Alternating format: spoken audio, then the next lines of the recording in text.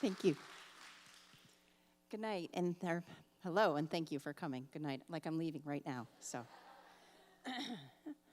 My name is Ron Marie, and I'm a perfectionist. Yes, that is my approval addiction.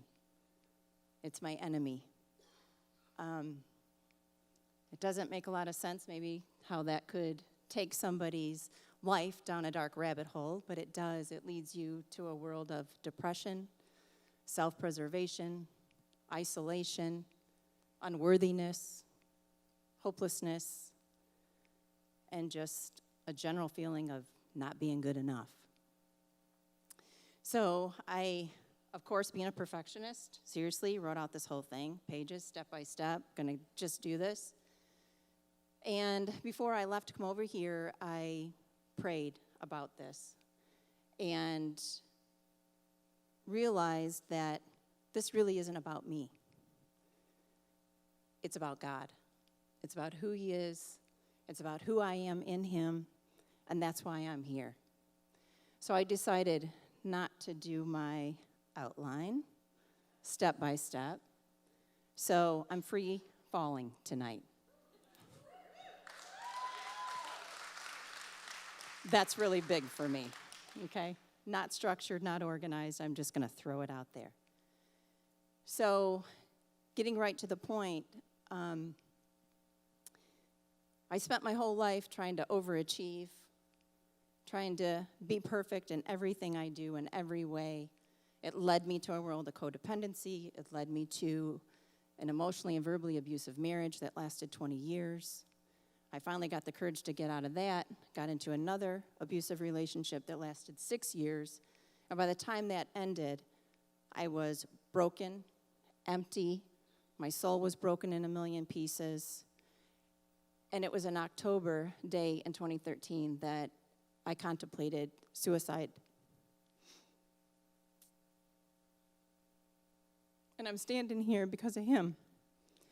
Because I was on my knees in the hallway that day, making deals.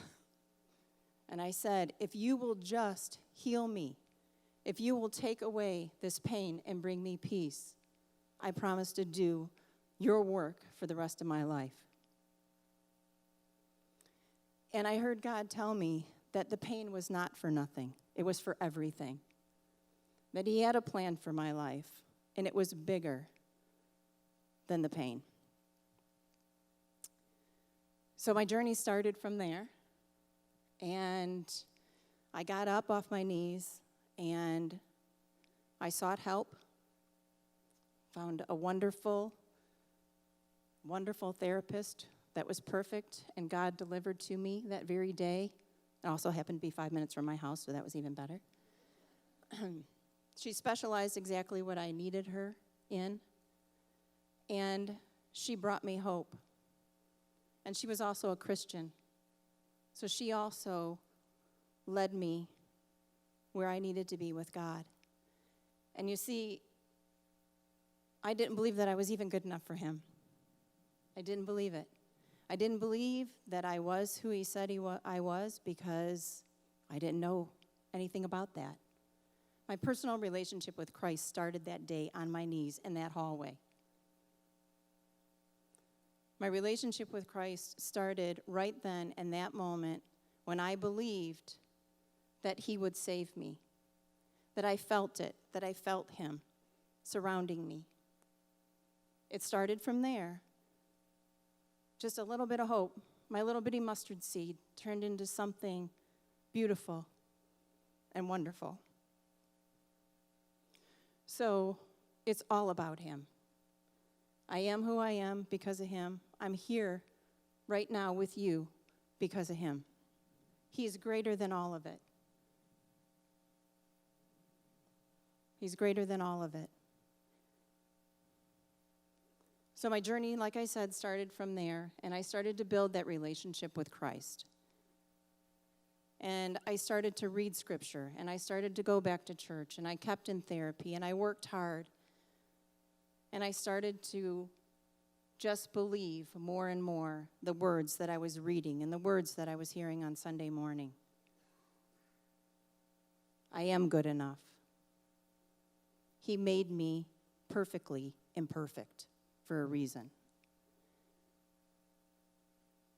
And that I could be loved, and I could be happy, and I deserved peace,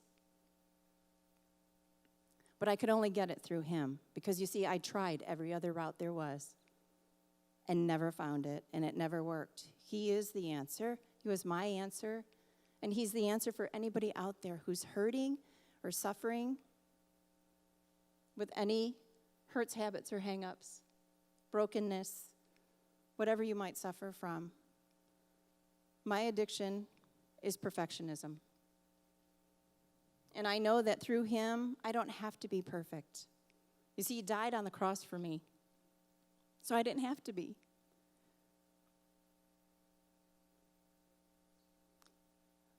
I'm beautifully broken, but I'm saved by his grace every single day. That's the life I want to live. That's the message I want to bring. That no matter where you are, no matter what you think about yourself, he thinks higher and better, and that you can be saved by his grace over and over and over again.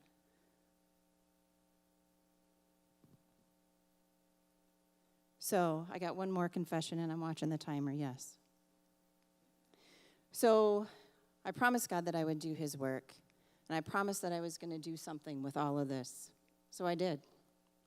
I sat down and wrote a book. And then I unpublished it because it wasn't perfect. Who does that? Really, who does that? My mother, who thinks and tells me that I am perfect because I'm the baby of the family, that's her rationale, said, oh, it's perfect the way it is. No, Mom, it isn't. So I decided that I wasn't going to let the enemy win this. This is God's story. God gave me this story. He gave me the words to put it to paper. I did rise up. I rose up through him, and I'll continue to rise with his help and with his love and with his grace every single day. So what did I do? I hired a really good editor and an excellent writing coach, and I went back to work, and it's coming back out.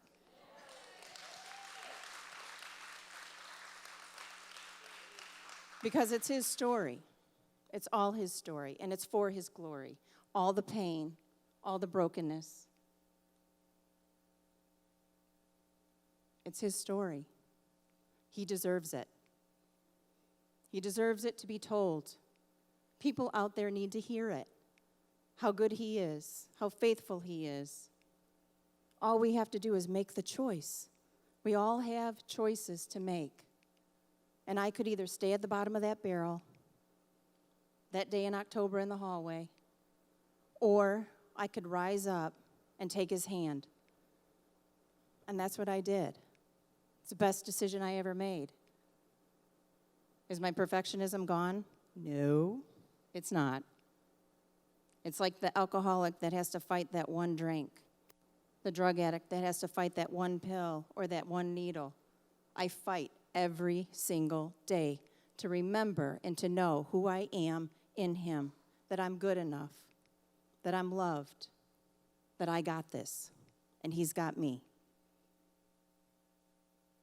If I don't, the depression will come, the anxiety will come, the self-preservation will come, the isolation will come, and the bottom of my barrel will come again. So you see, I have to keep going in him every day. He is my power. He is my light in the darkness. Forever and ever and ever. And faithful he is. So I live imperfect for him because of his grace that saves me every single time. And I hope that you'll find the same. And I hope that if you're hurting, that you'll just reach your hand out, that you'll accept him into your heart, that you'll say, God, I need you.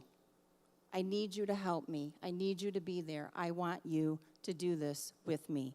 And he will. He'll be there. So make the choice to rise up and take his hand. Thank you.